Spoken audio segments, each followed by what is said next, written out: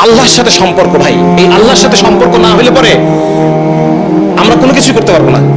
এটাকে আমরা খুব অবহেলা করতেছি, আমাদের যুবক ভাইরা অবহেলা করতেছি এটাকে। দেখা যাচ্ছে আমরা এই যে বিভিন্ন যারা পরিচিত মুখ খ্যাতিমান ওনাদের বিভিন্ন মজলিসে উপস্থিত হচ্ছি, এ ব্যাপারে কোনো সমস্যা নাই। অনেকে দেখা যাচ্ছে যে আমরা দাওয়াতের কাজও করতেছি, বিভিন্ন বুদ্ধিবৃত্তিক ভাবে আমরা ইসলামটাকে বোঝার চেষ্টা করতেছি, কিন্তু আল্লাহর সাথে সম্পর্কের জন্য যে আমলগুলো আছে এই আমলগুলোতে আমাদের কমতি আছে দেখা যাচ্ছে।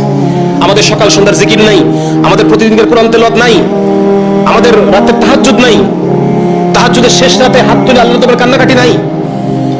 আল্লাহর সাথে যদি সম্পর্ক না হয় ভাই, তাহলে আমাদের এই সমস্ত ওঠা বসা, এই সমস্ত দৌড়াদৌড়ি, এগুলোর দ্বারা ওই ফায়দা আসবে না যেটা আমরা চাইতেছি। আল্লাহর সাথে সম্পর্ক লাগবে। আল্লাহর সাথে সম্পর্ক আমাদের অনেক ভাই আছেন, দেখা যাচ্ছে যে এই যে দেখবেন যে এই সমস্ত জুলুম অত্যাচারের বিরুদ্ধে চোখে চোখ রেখে কথা বলতেছে, এটা আল্লাহর সাথে সম্পর্ক না হলে হবে না এটা, ঠিক আছে না? এই জন্য ভাই আমরা এটা খুব গুরুত্বপূর্ণ। এক নম্বর হচ্ছে যে আমরা বসে না থেকে, অনেক কথা হয়ে গেছে, কথা শেষ, কথা যা ছিল সব শেষ, নতুন কোনো কথা নাই। এখন কাজ লাগবে, আমাদের মাঠে কাজ লাগবে।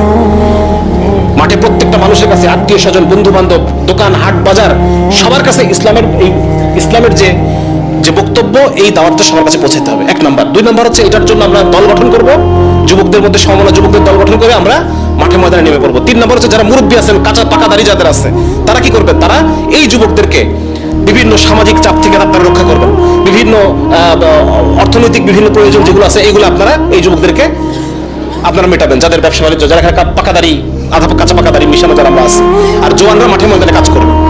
তিন নম্বর হচ্ছে নিজের মধ্যেকার আল্লাহর সাথে যে আমার সম্পর্ক, রুহানিয়াত, এই সম্পর্কটা টেক কেয়ার করতে হবে, এই সম্পর্কটা যেন উত্তর উত্তর বাড়ে। হ্যাঁ, আমি গতদিন পড়তেছিলাম এই যে আপনারা যাদের হাতে ইসলাম জিন্দা হয়েছে প্রত্যেকবার, হ্যাঁ, তারপর যদি বলেন যে আর কি আছে এরকম, আরো কয়েকজন আছে না পরপর, আগে কে,